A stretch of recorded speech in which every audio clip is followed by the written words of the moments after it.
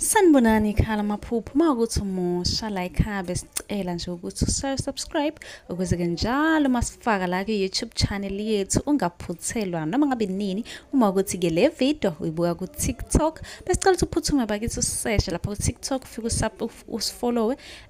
Ngijwayele ukuba live nje uzobona wonke amavidiyo amaningi kodwa amavidiyo amaningi agcwele la ku-YouTube, so kwakho ukuthi usubscribe and turn on i-notification bell ukuze njalo uma ngifaka amavidiyo izothi nqinqi efonini yakho ukuze ubone ukuthi la sikhuluma ngani, ngoba wonke ama-comment eniwabuzayo ngizolokhu nje ngenza amavidiyo ngafaka. Uma-ke nawe ubuzile ungakayiboni impendulo yakho, scrolla semaningi amavidiyo engiwenzile uzofika-ke lapho ubone mhlawumbe impendulo yakho, noma mhlawumbe uphuphe ungeza nawe uzoscrolla uzocinga impendulo. Ake ngiqhubeke ngichaze amaphupho eniwabuze kuma-comment section.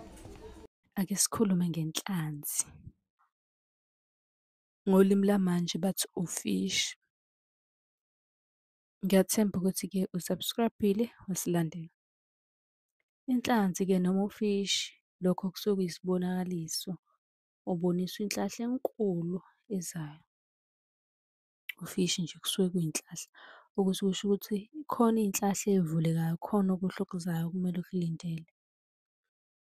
Nawe uma unombuzo ungabuza kwi-comment, sobe sesikwenzela eyakho ividiyo ngokuhlukile sichaza lokhu ozobe ukubuza nawe.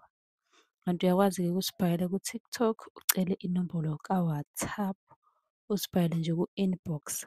Kwi-comment ubuze umbuzo sobe sesiwuthatha lowo mbuzo sikwenzele ividiyo siwuphendula sifaka impendulo ngaphezulu.